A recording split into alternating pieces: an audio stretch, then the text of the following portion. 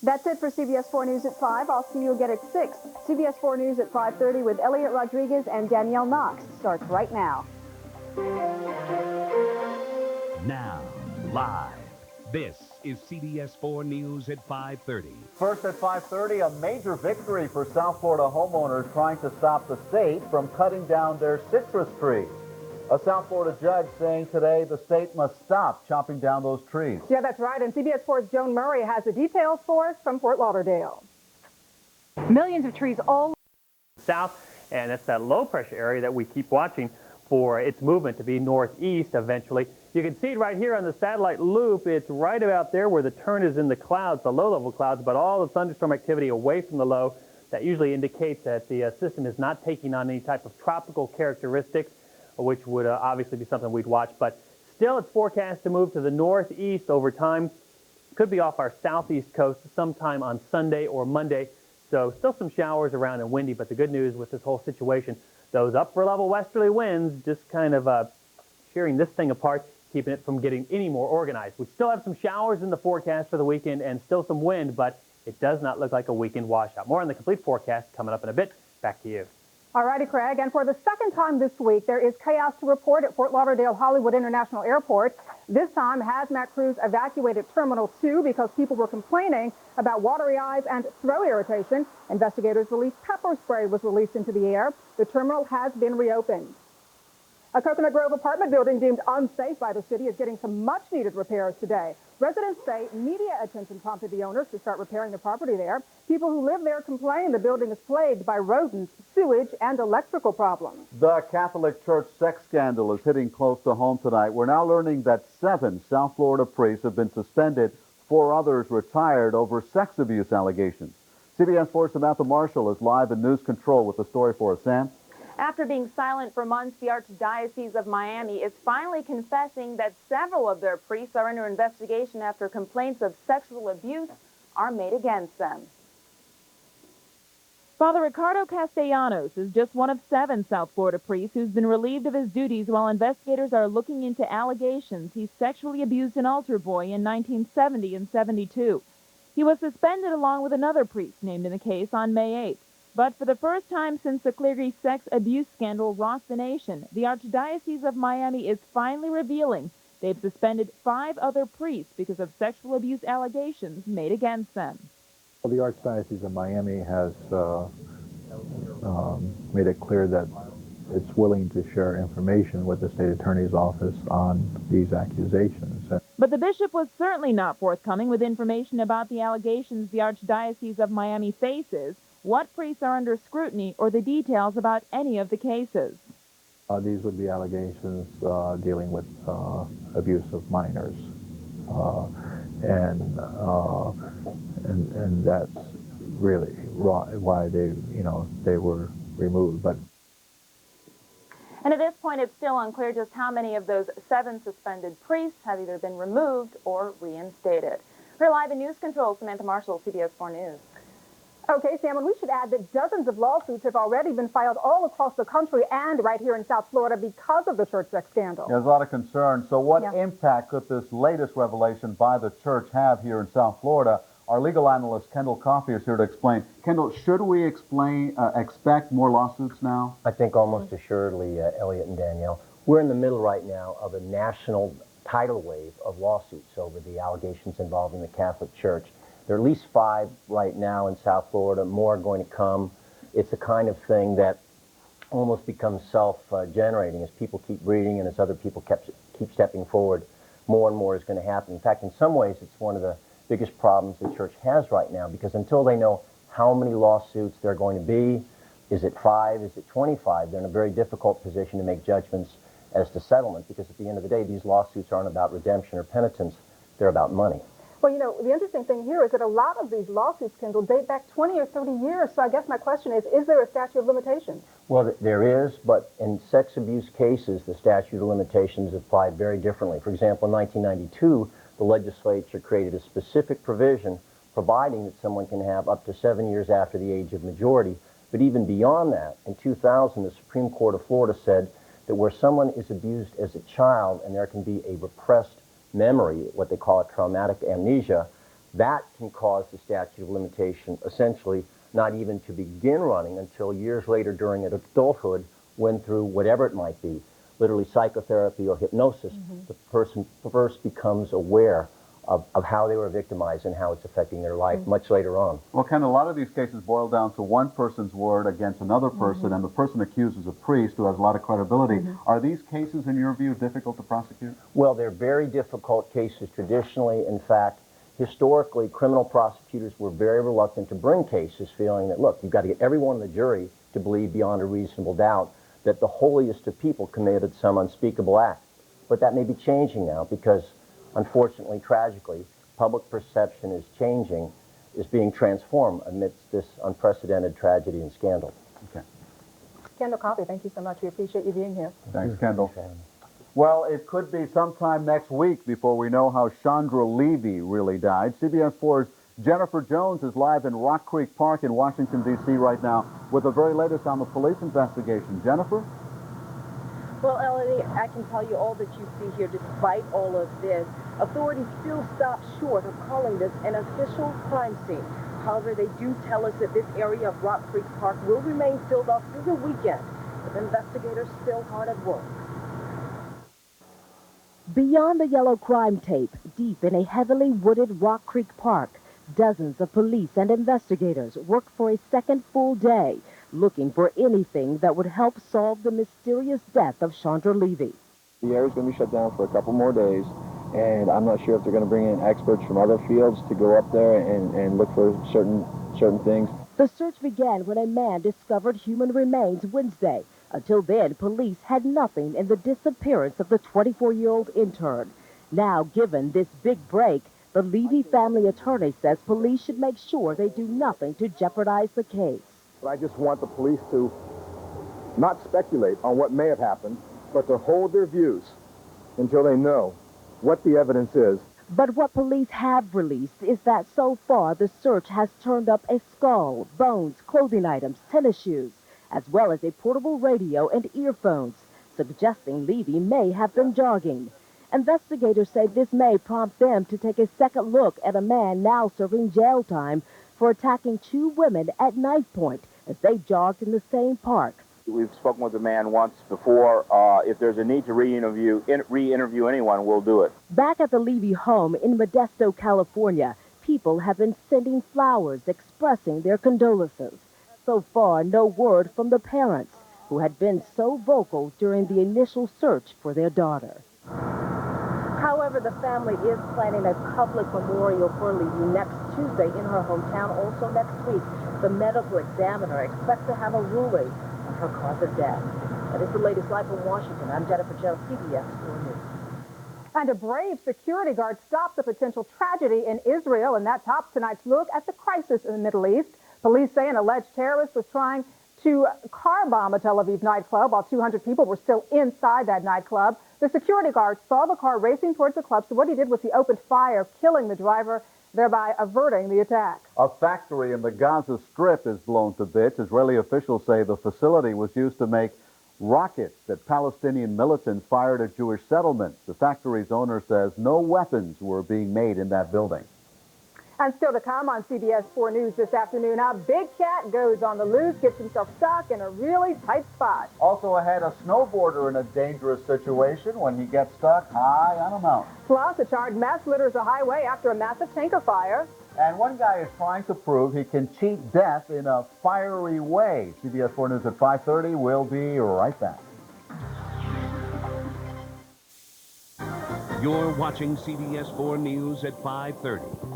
Caught on camera, a mountain lion in a sticky situation. The big cat got its head stuck in a fence in a residential neighborhood. CBS 4's Maggie Rodriguez has more on what happened to the tiger. Elliot, can you imagine walking out in your backyard and seeing that? Unbelievable. It did happen today in Southern California. It was a chaotic scene that ended with animal control officers shooting that mountain lion in front of neighbors who couldn't believe their eyes. The video is a little shaky, but that's the head of a mountain lion poking through the backyard fence of a suburban L.A. home. The big cat apparently wandered down from the San Gabriel mountain foothills. It was growling at my dog. I mean, you could hear it when I was calling the police. You hear this. Police officers and animal control moved in, and on an early morning in this usually quiet neighborhood, it was quite a show. At first, animal control officers wanted to tranquilize the female cat, but they said it was too risky. Public safety is an issue. There was kids all around. We had no other choice. The animal, which appeared sick, was killed.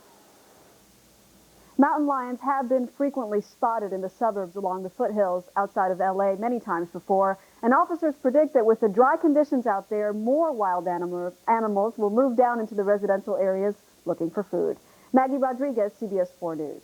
Okay, Maggie, thank you for that. A fiery scene on a Connecticut highway. Take a look at this. A truck crashes and bursts into flames after police say the driver lost control and hit the guardrail. Fuel spilled all across the lanes and burning tires ignited the blaze. The driver suffered minor injuries. Flames ripping through a thermal plant in downtown Nashville, Tennessee. The blast erupted in the 30-year-old building last night. Fortunately, no one was hurt, but the building was destroyed, and tonight the cause is being investigated. The crew of an Army Black Hawk helicopter comes to the rescue of a stranded snowboarder. This dramatic scene unfolding just moments ago on Mount Hood in Oregon. Investigators say the man was snowboarding with some friends last night when he disappeared. A crew found the man unconscious, still strapped to his board, and we have no word yet on his condition. And while the rest of the nation is gearing up for summer, parts of Colorado look more like a winter wonderland. What's up with that? A fresh coat of snow fell last night, covering the mountains and Front Range. Now, lightning also made for a very spectacular show in the sky. I don't think those people want to see that right now. No, but you know what? Speaking of what's up with that, what's up with this weekend? Well, the weekend is looking a little better now. Not too bad. No, it's not too bad. Okay. It's not too bad, and it's probably not going to be too bad either. It's looking better, but we're still watching that low to the south. So far today, we've been in the mid-80s, 84 in Miami, 83 in Fort Lauderdale, Hollywood, 84 in Key West, overnight lows in the mid-70s, no rainfall, though we have had a few stray showers here or there. Temperatures right now pretty comfortable across South Florida, mainly in the low 80s. Breezes continue, and that's also making it feel a little less hot than it has been lately. Here's a look at the visible satellite loop, and you can see those strong winds blowing the clouds right along through the straits and over South Florida.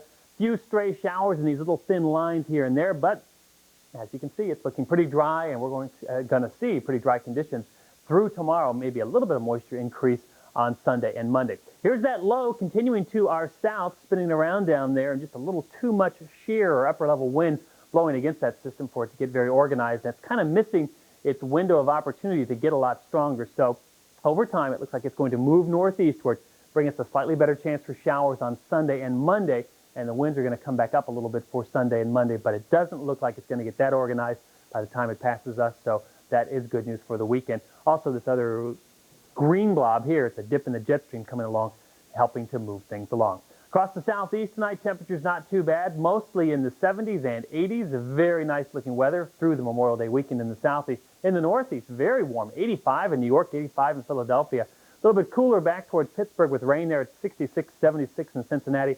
And then behind the cold front, that's where the chilly air is. Temperatures right now in the 40s and 50s for present readings.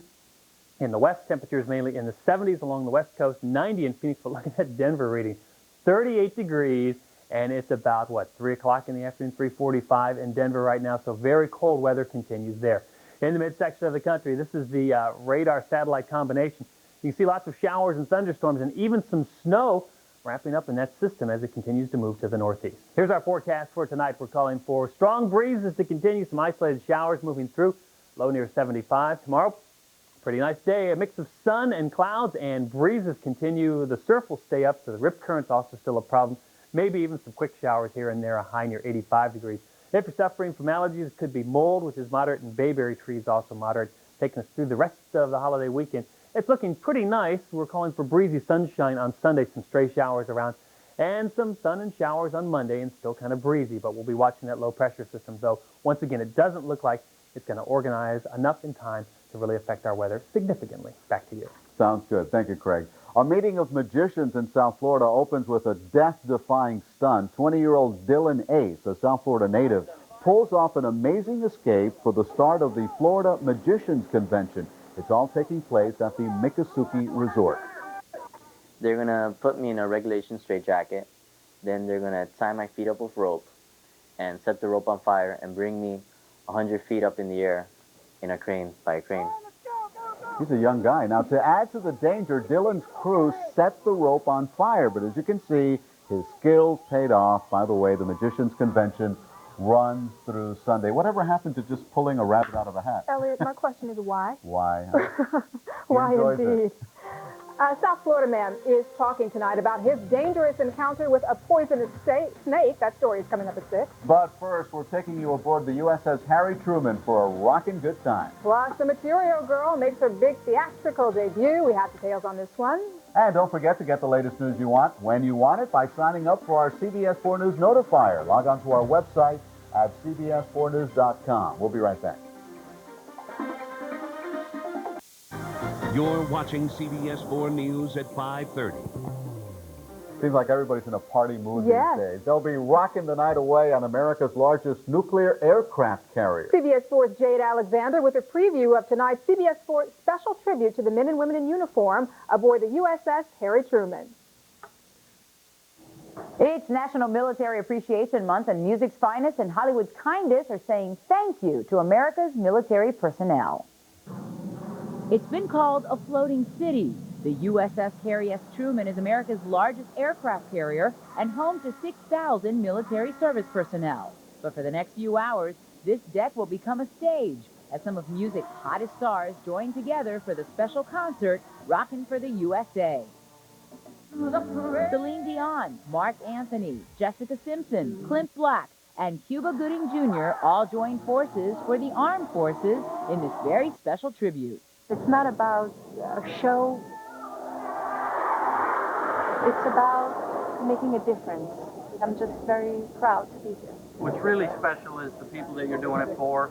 The people that are putting this show on are a great group, and then, you know, just being on the deck of a carrier. Academy Award winner Cuba Gooding Jr. is hosting the show, and he promises Rockin' for the USA will live up to its name. Celine Dion and Mark Anthony and, what was it? Pretty Lady Blonde, Jessica.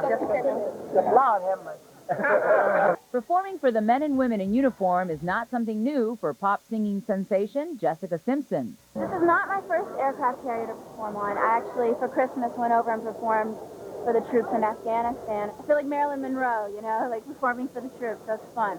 I have the opportunity to give back a little bit and say how much I love all these men and women that do what they do. I think CBS is doing a really wonderful thing, you know. It's really making all the men and women in uniform smile, and they're having so much fun.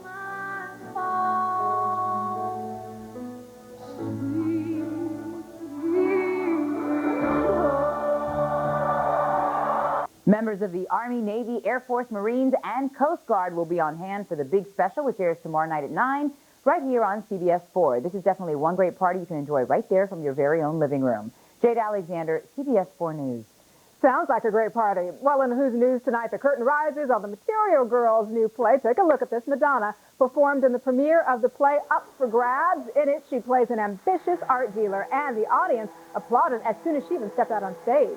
Tickets for $730 apiece to see the pop icon. Wow, not cheap. Actor David Schwimmer needed a couple of friends after getting hit with a shot glass at a bar in New York. It turns out that two women were arguing when one of them fired the glass and hit the actor. Now, the friendly doctors at the hospital made sure to put the stitches under his hairline where you won't be able to see them. Welcome to Hollywood. Now let's get a check of what's coming up on CBS 4 News at 6. Here's Maggie Rodriguez with a preview. Maggie? Elliot and Danielle coming up in just a few minutes. Take it away, Evan. No, Evan. Evan Bacon's going to be out there on South Beach. And before you head out there this holiday weekend, we will also bring you a check on the activity in the tropics and what it means for South Florida. And what a scare when a helicopter turns the beach into a landing pad. Plus, a story you will see only on 4, a man arrested for trying to board a plane with a knife. We'll bring you details on those stories and much more coming up at 6 o'clock. You've got mail. Child predators on the prowl on the internet. Now see what happens when CBS 4 News goes on the prowl to catch them. The connection. Undercover detectives posing as a 14-year-old girl. The conversation. This guy wants to know if I've had sex with an older guy. The confrontation. Did you use the internet to try and meet a young girl? To catch a predator. Sunday at 11 on CBS 4 News.